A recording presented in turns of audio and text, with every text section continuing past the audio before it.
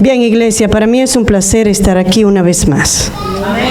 En estos momentos le invito a colocarse de pie y vamos a hablar con Dios para que no sean mis palabras, sino las palabras que el Señor quiere hablar en esta mañana, que no sea mi voluntad, sino la suya, porque nosotros necesitamos escuchar la voz de Dios.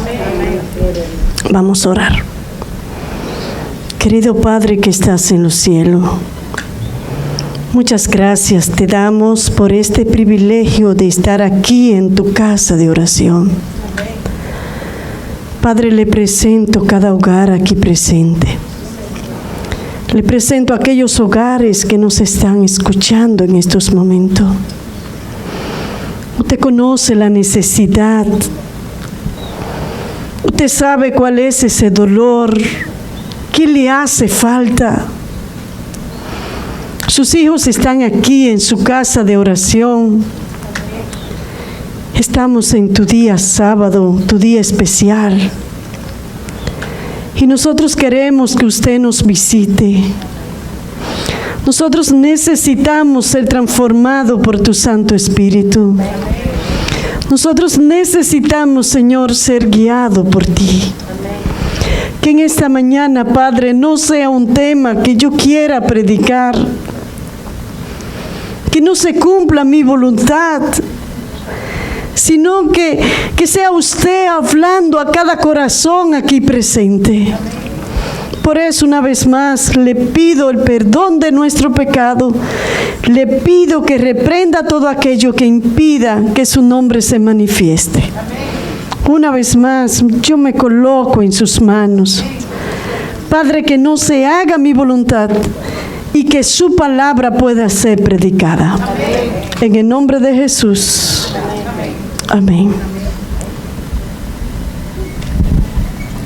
Vamos a ir al libro de Jeremías. El libro de Jeremías, capítulo 8.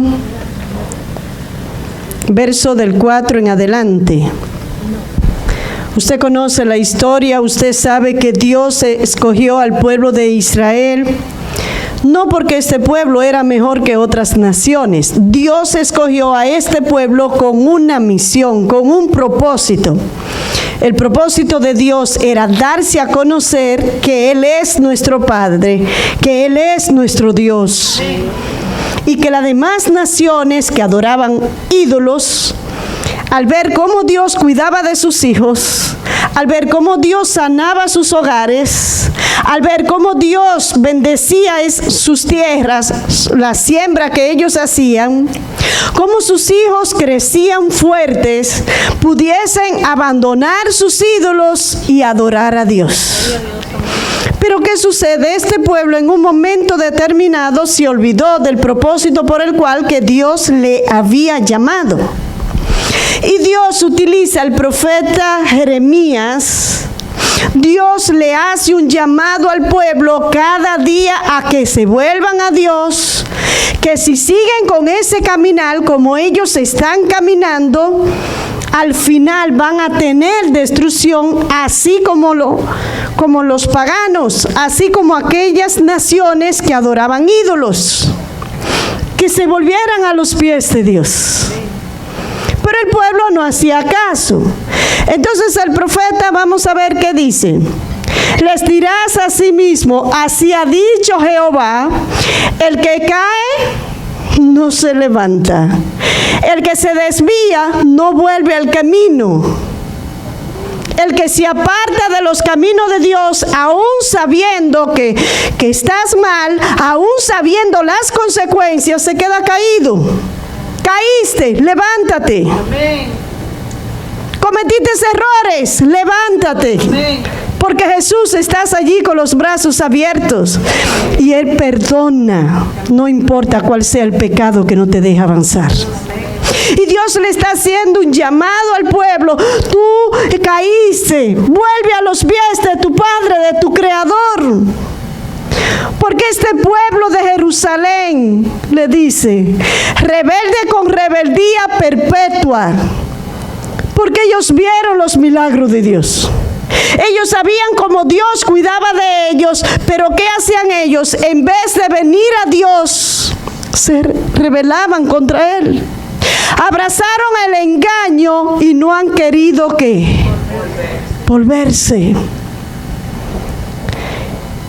Escuché y oí y no hablan rectamente. No hay hombre que se arrepienta de su mal diciendo, ¿qué he hecho? Cada cual se volvió a su propia carrera como caballo que arremete con ímpetu a la batalla. Y comenzó a decir, ustedes ven esos soldados cuando van a la batalla, muchas veces en esas batallas, mientras vienen esas flechas, matan al soldado. Pero ¿qué hace ese caballo de guerra? Él sabe que está en peligro, retrocede. Él sigue corriendo y al final, ¿qué sucede con ese caballo? También lo mataban. ¿Qué sucede? ¿Qué es lo que el profeta le estaba diciendo? ¿Qué es lo que Dios nos está diciendo a nosotros también? Tú sabes el camino que tú estás llevando. Tú sabes que lo que tú estás haciendo delante de Dios no está bien. Tú sabes que tú estás caído, que tú necesitas volverte a los pies de Jesús. Y tú sabes que si tú sigues con tu rebeldía, que si tú sigues así como tú estás, tú no vas a llegar al reino de los cielos. Al final, tú vas a ser destruido. Eso es lo que Dios está llamando. No es tiempo para nosotros rebelarnos contra Dios, es tiempo de caminar con Dios. Dios entonces utiliza al profeta y el profeta inspirado por Dios ahora toma como ejemplo la naturaleza. Y en el versículo 8, el 7, ¿qué dice? Aún la cigüeña en el cielo, ¿qué? Conoce su tiempo, y la tórtola y la grulla y la golondrina guardan el tiempo de su venida, pero mi pueblo ¿qué? No conoce el juicio de ¿quién?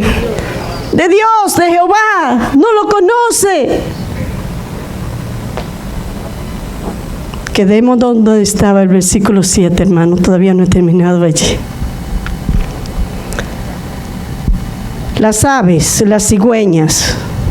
Por Palestina pasan ciertas aves, allí podemos encontrar la cigüeña, una ave blanca y negra. Estas aves, ellas salen de África. Estas aves pasan por Palestina. Estas aves van al Jordán. Estas aves tienen una trayectoria, todos los años ellas tienen el mismo recorrido. Y el profeta le están diciendo, ustedes se maravillan cómo estas aves cumplen con sus instintos, cómo estas aves obedecen a sus instintos. Y ustedes, seres creados a imagen de Dios, Dios te ha dado la libertad, Dios te ha dado la capacidad y no entiende. La tórtola, ustedes la conocen, esta ave como ella cumplen, que cuando llega el invierno ellas se van. Y ustedes cuando ven que esas aves se marchan, ustedes dicen, llegó el invierno. Pero cuando ella regresa, ustedes se alegran, ustedes dicen, ha llegado la primavera, porque es una señal que ustedes tienen. Las golondrinas, estas avecitas tan pequeñitas, salen de África, atraviesan el mar subterráneo, vuelan 320 kilómetros de agua dulce en busca de ¿qué? Al final, de alimentos. Pero ellas saben que después de ese gran recorrido le esperan muchos insectos. Ellas saben que le esperan grandes banquetes y no importa la distancia. Me imagino que en ese trayecto se cansan, pero ellas continúan. Porque ellas saben que al final van a disfrutar. Aunque este camino se torne largo, es decir, usted lo ve que se tome mucho tiempo, quizás te canse en este trayecto, al final te espera la gloria. Al final te espera vida eterna. Corre lo que tengas que correr, porque al final estarás al lado de Jesús. Donde vivirás con tu Padre para siempre feliz. Pero este pueblo, en vez de volverse a Dios, maltrataban al profeta. Y el versículo 20, ¿qué dice la palabra de Dios allí? Versículo 20, ahora sí. Pasó la siega, terminó el verano y nosotros no hemos sido salvos. El profeta le estaba diciendo, ustedes tienen 2 cosechas al año. En abril ustedes cosechan los cereales, pero ustedes tienen un plan A, un plan B. Si le va mal en los cereales, todavía tiene la esperanza a que llegue septiembre, octubre para cosechar las frutas. Pero ha pasado la siega, han pasado los cereales. Ustedes fracasaron. Llegó el tiempo de las frutas, también fracasaron. Y si no se vuelven a Dios, va a venir la destrucción. ¿Cuál era el problema de este pueblo? Porque este pueblo no podía escuchar la voz de Dios mientras le hablaba. ¿Por qué no escuchaba la voz del Padre cuando Dios enviaba a aquel profeta días tras día que se volvieran a su camino? ¿Por qué no lo hacían? ¿Cuál era su problema? Vamos a ir a Isaías 29. Vamos a ir al libro de Isaías y vamos a ver qué sucedía. Isaías 29:13. Dice pues el Señor, porque este pueblo se acerca a mí con su boca y con sus labios, ¿qué hacen? Me honran, pero su corazón está lejos ¿de quién? De mí. Y su temor de mí no es más que un mandamiento de hombres que le ha sido como enseñado. Este pueblo va siempre al templo. Este pueblo, ustedes se visten con grandes trajes. Mientras están en la iglesia cantan, Dios es bueno, el Señor es mi guía. Pero ¿qué va a suceder? Su corazón lo confiesa, o sea, su boca lo confiesa, pero su corazón está muy lejos del ideal de Dios. Porque aunque su boca lo confiesa, tu corazón no le perteneces a Dios porque nunca se lo ha entregado. ¿Cuál era el problema de este pueblo? El problema de este pueblo era su corazón, que hacían lo que ellos pensaban que era correcto. Hacían las cosas a su manera y no lo que Dios en realidad dice en su palabra. Pero no solamente afectó a este pueblo allí, sino que 675 años después, el mismo ministerio de Cristo se ve afectado con el mismo problema. Vamos a ir a la palabra de Dios, al Evangelio de Mateo. Vamos a ir a la palabra de Dios, al Evangelio de Mateo, capítulo 7, 21, 22 y 23. El Evangelio de Mateo, capítulo 7. ¿Estás allá, hermano? Dice, no todo el que me dice, Señor, Señor, ¿qué? entrará en el reino de los cielos, sino el que hace la voluntad de ¿quién? De mi Padre que está en los cielos. Muchos me dirán en aquel día: Señor, Señor, no profetizamos en tu nombre, y en tu nombre echamos fuera demonios, y en tu nombre hicimos muchos milagros. Entonces les declararé: nunca os conocí, apartaos de mí, hacedores de ¿qué? De maldad.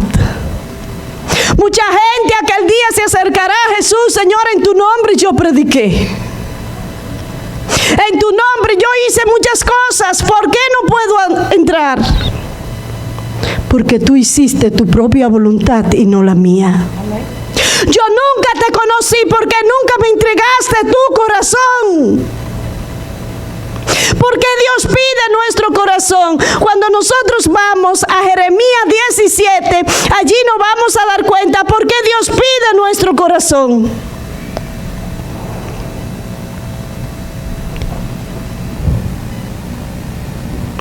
Jeremías 17, 29.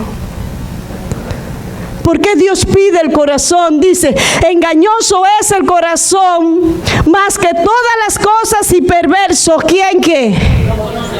¿Quién lo conocerá? Usted sabe, mi querida iglesia, iglesia de mi Padre Celestial. Usted conoce la historia. Usted sabe que cuando el pecado apareció en el cielo, porque nosotros tomamos el pecado como algo como tan ligero, algo como que no es tan destructivo.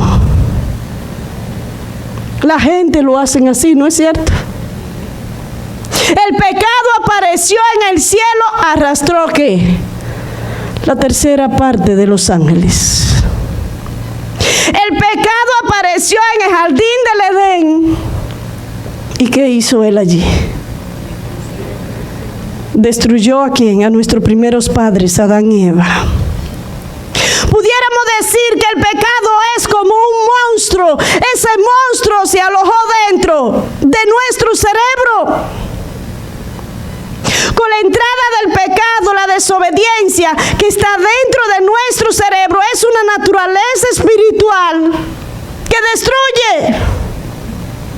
Destruye a tus hijos, destruye tu hogar, destruye tus emociones. Te hace creer que no sirve. Te hace creer que naciste para ser un fracasado o una fracasada.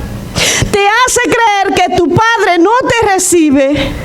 Te hace creer que no vale la pena luchar. Te hace creer que Dios es un mito, que Dios no tienes que buscarlo, que eso es irreal. Porque quiere destruir tu vida, quiere destruir la humanidad, quiere destruirnos a todos. Pero por ti ni por mí mismo podemos controlarlo, porque es más fuerte que nosotros. Por eso nosotros necesitamos de un poder más fuerte que Él. Nosotros necesitamos el poder de Cristo Jesús, que es superior a todas las cosas que existen. Y al invitar a Jesús, por eso Jesús dice: dame tu corazón. Cuando tú invitas a Jesús y le entrega el control absoluto de tus pensamientos, le entrega todo tu ser, entonces Jesús va a controlar ese monstruo. Amén. Entonces Jesús, vamos a ver, yo sé que aquí a todos les gustan el mango, levanten sus manos. Esta fruta, el mango, me encanta. Es una de las frutas preferidas para mí. Pero voy a poner un ejemplo. Aquí no le voy a preguntar porque yo no sé si usted tiene ese árbol en su casa. Pero usted sabe que en Santo Domingo allá casi todos, ¿qué? Lo tenemos en la casa, esa bendición. Pero si usted observa, su fruta y sus hojas son iguales, son idénticas. Son muy diferentes, ¿verdad que sí?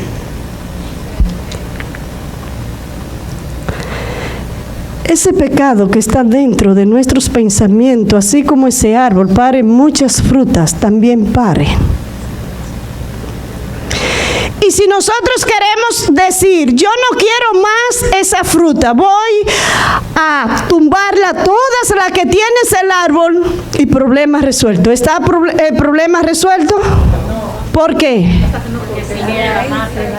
Cuando llegue su temporada, ¿qué va a suceder? Va a echar más frutas, ¿verdad que sí? Si tú dejas ese árbol del pecado en tu cerebro y no invitas a Jesús, va a parir odio, va a parir ¿qué? Va a parir mentira, va a parir adulterio, va a parir asesinato. Pero ¿qué hace la gente?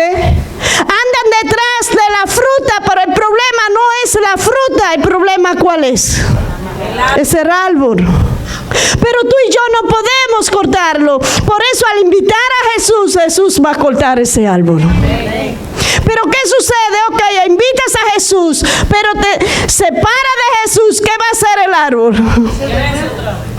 Va a echar rama. Y si antes solamente tenía 2, ahora ¿cuántas va a echar? Va a echar varias ramas. Es decir, viene más fuerte el árbol.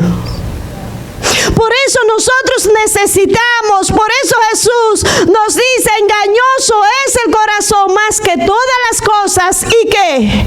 Y perverso, porque te hace creer que tú estás bien cuando en realidad está mal. ¿Quién lo conocerá? El único que lo conoce es Dios. Por eso yo necesito conectarme a Jesús. Por eso yo necesito entregarle mi vida a Jesús, porque cuando Jesús dirige mi vida, constantemente va a cortar ese árbol y ya no vivo yo, sino que Cristo Jesús vive en mí. Ya ese árbol no va a parir esos frutos que me llevan a la destrucción, porque ahora va a parir que los frutos del Espíritu. Por eso necesitamos entregarle el corazón a Jesús. Por eso en Proverbios, capítulo, vamos a ir a Proverbios, lo que fue nuestra lectura bíblica, Proverbios 23, 26. ¿Qué dice allí? Dame, hijo mío, ¿qué? Tu corazón, y mira en tus ojos por mis caminos. Dios pide tu corazón en esta mañana, porque hay promesas maravillosas. Dios pide tu corazón porque Él sabe cuánto has sufrido. Él pide tu corazón porque cuando Jesús dirige tu vida, cuando el Señor Jesús dirige tu hogar, a tus hijos, Él lo soluciona todo. Jesús pide el corazón para quitar esas raíces de amargura. Jesús pide el corazón para quitar esa depresión, esa soledad, ese sentirte solo en medio de tantas personas. Jesús pide el corazón para que vivas una vida feliz. Pero esa felicidad solamente la vas a tener si Jesús gobierna tu vida. Si el Señor gobierna nuestra vida, no hay por qué temer, porque al invitar a Jesús en nuestras vidas, Él va a sanar todas aquellas cosas que no te dejan ser feliz. La palabra de Dios está llena de promesas. Si nosotros vamos al libro de Job, ¿qué dice la palabra de Dios allí? Si te volvieres al Omnipotente, mira qué promesa maravillosa, serás edificado. Alejarás de tu tienda ¿qué? La aflicción, el dolor. Porque cuando Dios habita en un hogar, cuando Dios habita en tu corazón, las cosas negativas desaparecen. Vas a sonreír. Y Dios te va a ayudar con esas situaciones que tú sabes y no tienes más fuerza y no sabes qué hacer. Yo me recuerdo en una ocasión, yo estaba en una iglesia en Santo Domingo y yo comenzaba una campaña evangelística aquel sábado en la mañana en esta iglesia. Y cuando yo estaba allí, que iba a orar antes de predicar. En el tercer banco había una hermana que estaba sentada. El Espíritu de Dios me habla y me dice: ora por esa hermana que estás ahí. Yo nunca la había visto en mi vida. Y cuando iba a comenzar le dije: hermana, yo no sé cómo te llamas, yo no sé quién eres, cuál es su nombre, porque Dios me dice que tengo que orar por ti. Y no importa la situación que estés pasando, para Dios nada es imposible. Oré por ella, pero al tener esa impresión, o sea, cuando el Espíritu de Dios me habló, fue como con tanta existencia. Yo dije: ¿qué cosa le estará pasando a esta hermana? Pero Dios conoce. Él conoce tu situación. Él sabe cuánto sufre. Él sabe por lo que estás pasando. Aunque la gente no te entienda, Él te comprende. Al final le busqué. Le dije: hermana, ¿qué sucede con usted? Me contó su historia. Me dice: hermana, yo tenía un hogar feliz. Mi esposo, después que llegó a los 50 años, mi esposo ha caído en los vicios de las drogas, del alcohol. Todo lo que construimos juntos lo ha desperdiciado, lo ha botado.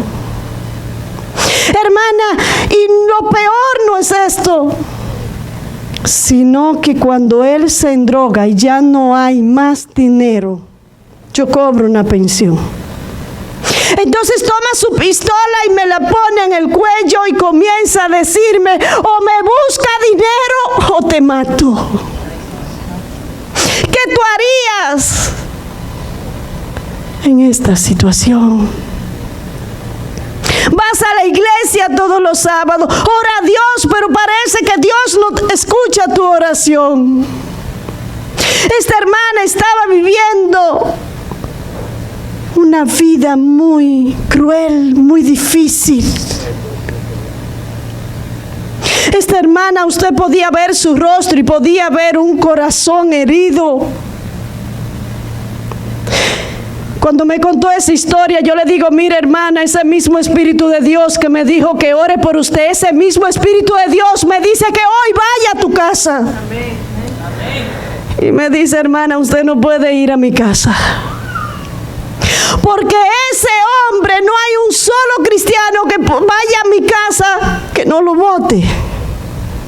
Y él me prohibió llevar gente a la casa. Hermana, lo siento, no te puedo llevar. Y yo le dije: pues mire que sí, hermana. Gloria a Dios. Amén. En el nombre de Jesús tengo que visitar tu casa. Él siempre me busca, me dice aquí a la iglesia, porque no puedo, hermana, no puedo ni siquiera irme con nadie más. Digo yo: pero hoy usted se va conmigo. Había un almuerzo en la iglesia. Ella había llevado varias cosas. Yo le dije: hermana, vamos, que yo le voy a ayudar a llevar lo que tiene que devolver. Y me dice ella: es que no puede ser. Digo yo: bueno, vamos, hermana, y sorpréndalo y dile: es que vine a traerte el almuerzo hoy. Y la hermana, al ver mi insistencia: está bien, pero ya usted sabe. Digo yo: no hay problemas, porque el Dios al cual yo conozco es tu Padre, es un Dios libertador. Amén. Y nadie puede esclavizar a un hijo de Dios que se coloca en sus manos. Amén. Nunca peleé la batalla del Señor. Cuando llegué a su casa, me dice, una casa grande, me dice: hermana, siéntese acá. La hermana estaba nerviosa. Entró a aquella habitación y la forma como este hombre comenzó a hablar, yo pensaba que era un Goliat. Comenzó a decir palabras destructivas. Comenzó a decirle: yo te dije a ti que no me traigas a nadie aquí, que se vaya por el mismo camino que vino. Aquella hermana viene con su rostro mirando hacia abajo, triste, derrotada. Hermana, se lo dije, y yo le dije, hermana, porque en ese momento yo más dije, Señor, ¿cuál fue el propósito por el cual usted me trajo aquí?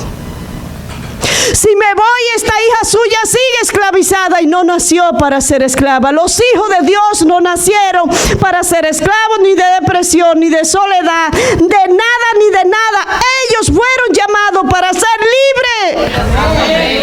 Si tú le entregaste tu vida a Jesús, si tú le entregaste tu corazón a Dios, si el Señor controla tu vida, usted no tiene por qué preocuparse. Amén.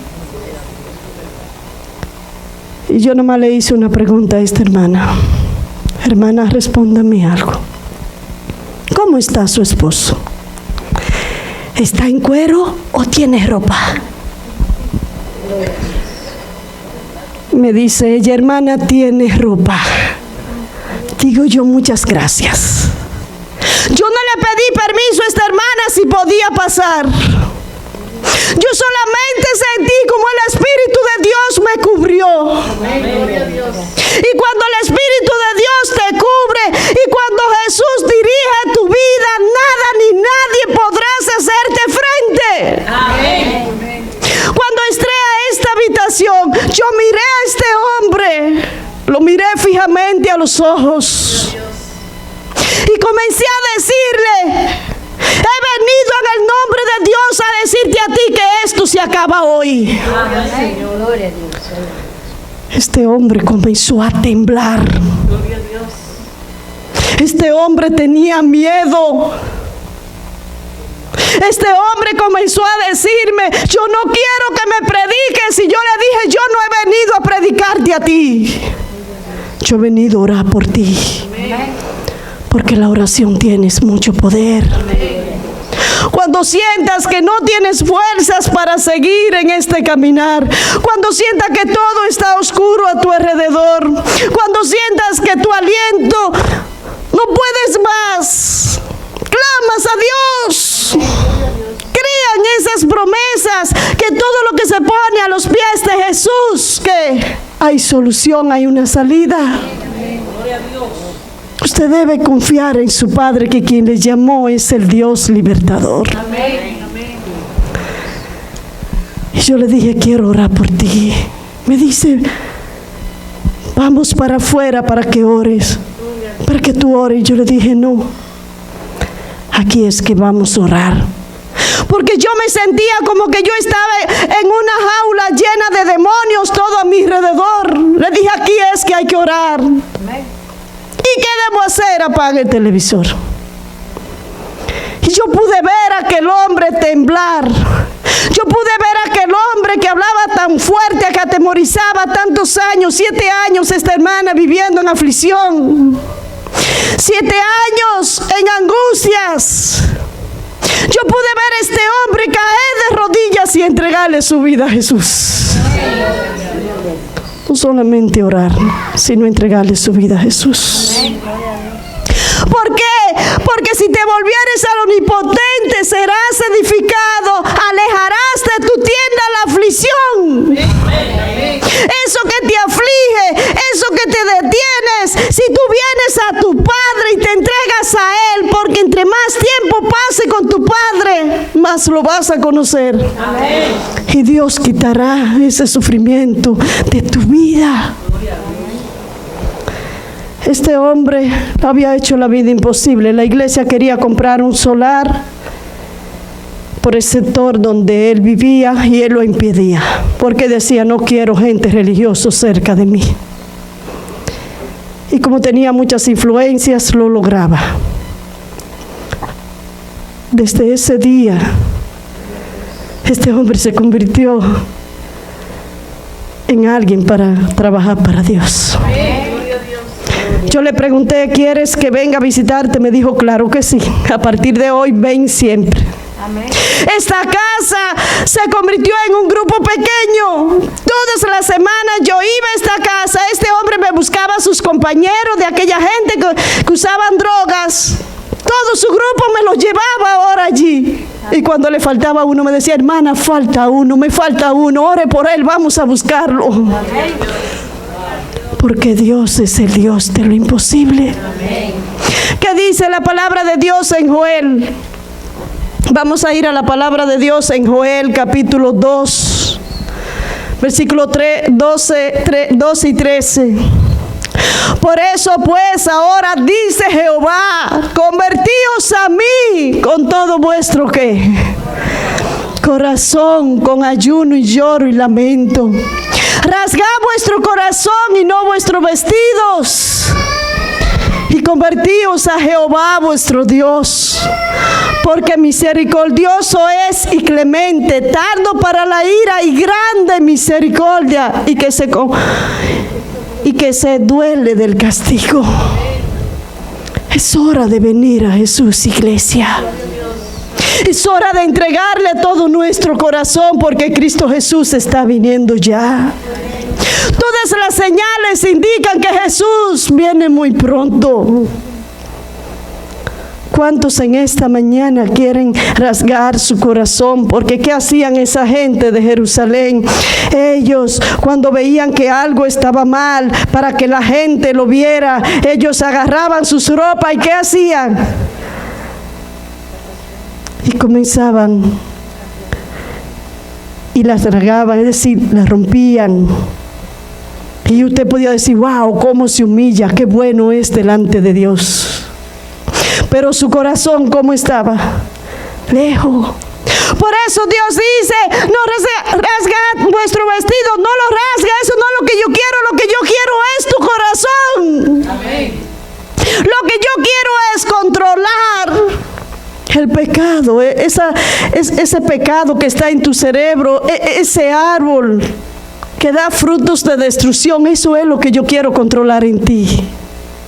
Por eso entrégame tu cerebro, entrégame tu vida, entrégame todo tu ser. Y Dios te llama para ordenar tu vida. Él no te llamó a una iglesia para que viva una vida en derrotas, para que viva una vida en fracaso. Él te llamó, así como escogió al pueblo de Dios, te ha escogido a ti y a mí.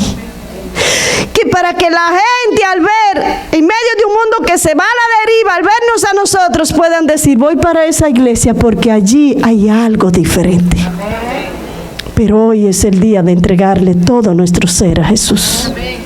¿Cuántos en esta mañana le entregan su corazón a Jesús?